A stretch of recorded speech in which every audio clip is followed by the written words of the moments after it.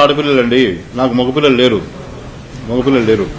నేను సంపాదించిన యావదాస్తి నేను నా బిడ్డకే నేను ఇస్తానని చెప్పి, నా చిన్న బిడ్డకి నాకంటే ప్రేమ అతనికి ఎక్కువ ఇస్తానని చెప్పేసి ఆ రోజు కూడా చెప్పిన అతనికి. కానీ పెళ్ళైన కొద్ది రోజులకే ఇంకా తండి మొత్తం ఉన్నదే మొత్తం అమ్ముకొని రండి, కారు పెట్టండి, బంగారం పెట్టండి, ఇంకా పెట్టండి. కేజీలో బంగారం పెట్టేవండి. ఎవరండి మా గౌడ్ కులంలో పెట్టేది? నేను గౌడ్నండి, ఒరిజినల్ మేము. రాండి మా సూర్యాపేటలో. నేను ఇలా గౌరవం చెప్తున్నా. నేను 10 సంవత్సరాలు తాళ్ళు కూడా ఎక్కిన. వ్యవసాయం చేసిన కుటుంబం మాది, వ్యాపారం చేసి పైకి వచ్చిన కుటుంబం మాది. ఈ రాజకీయాలు తెలియదు మాకు, కుట్రలు తెలియదు. మేము కేవలం పిల్లల్ని మంచిగా పెంచి పెద్ద చేసి పెళ్లి చేసి మీ చేతిలో పెట్టినామండి.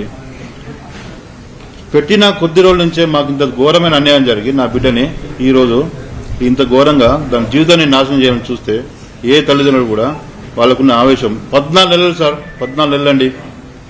14 నెలల నుంచి కూడా మేము ఏ రోజు కూడా ప్రశాంతంగా ఉన్న రోజు లేదు. రమేష్ గారు నిన్న ఒక నెల బాగా ఇబ్బంది పడ్డామని చెప్తున్నారు. ఒక నెలకు 14 నెలలకు ఎంత తేడా ఉందండి? ఒక ఆడపిల్ల తండ్రిగా నేను ఖర్చు పెట్టుకుని ఈమె కంటే ముందు ఒక 5 నెలల ముందు ఈమె పెళ్లి చేసినండి.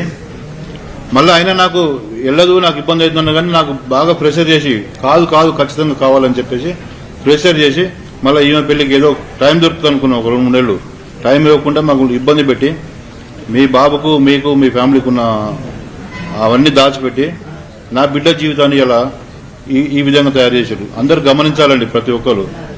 2 రాష్ట్రాల తెలుగు ప్రజలు, బయట ఉన్న తెలుగు వాళ్ళు, ప్రతి ఒక్క తెలుగు వాళ్ళు, 2 రాష్ట్రాల 9 కోట్ల మంది ప్రజలు గమనించాలి సార్ ఈ విషయాన్ని. మా విజయంలో ఏ విధంగా తప్పులేండి. మా దగ్గర న్యాయమే, మాకు న్యాయమే జరగాలి. భగవంతుడు ఎప్పుడు మాకు న్యాయం వైపు ఉంటాడు. న్యాయం ఖచ్చితంగా జరుగుతుంది. మాకు న్యాయం జరగాలి.